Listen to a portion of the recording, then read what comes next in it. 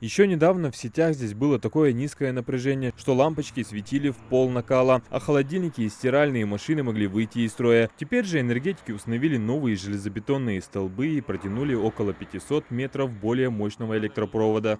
Уже вопрос, провод проложить бяптон, бай адигатлон.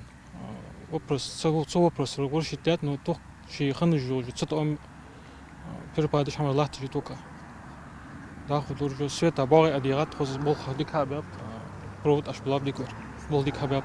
В настоящее время проводятся работы по установке трансформатора по улице Ингушская для усиления напряжения в сети. Полное завершение начатых работ планируется до конца первого квартала 2026 года. Данный вопрос находится на контроле Управления по рассмотрению обращений граждан, администрации главы и правительства Республики Ингушетия.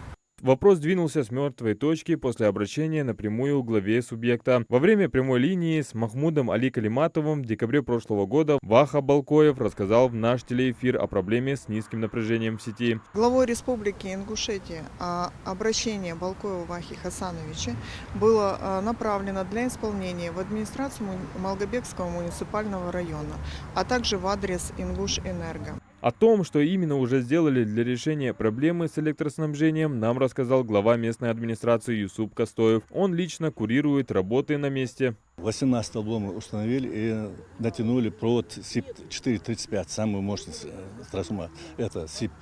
По этой улице вообще не было света, как не было. Натянут там провода, деревянные, там всякие эти столбы стояли. Сейчас идеально сделали, по смете сделали так. Прямая линия 2024 года показала, что многие жители региона страдают от нестабильной электроэнергии, в связи с чем глава региона решил не только проблему одной улицы, а ввел два проекта по комплексному улучшению коммунальной системы всего региона. В 2023 году главой республики достигнуто соглашение с руководством компании ПАО «Россети». Благодаря достигнутым договоренностям республики на период 2024-2026 года выделены денежные средства в размере более 2 миллиардов рублей на модернизацию всего электросетевого комплекса.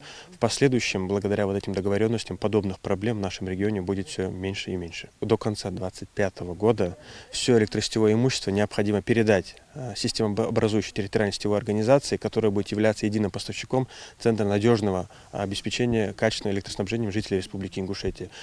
После передачи всего этого имущества в собственность, не собственность, а в арендное пользование на 3 года, на данный момент определено как пилотная программа, все вот это имущество будет передано, и в последующем вот этих вот проблем с перебоями, с ненадежным электроснабжением будет все реже на территории Республики Ингушетия. Как мы видим, механизм обратной связи от жителей к власти работает. Один прямой эфир и проблема, которая годами не находила решения, сдвинулась с мертвой точки. Специалисты уже выполнили основной объем монтажных работ. Это значит, что совсем скоро в розетках на улице Ингушская будет стабильное напряжение, а в домах наконец-то появится привычный для многих комфорт. Адам Гулов, Сулейман Костоев, Магаз 24.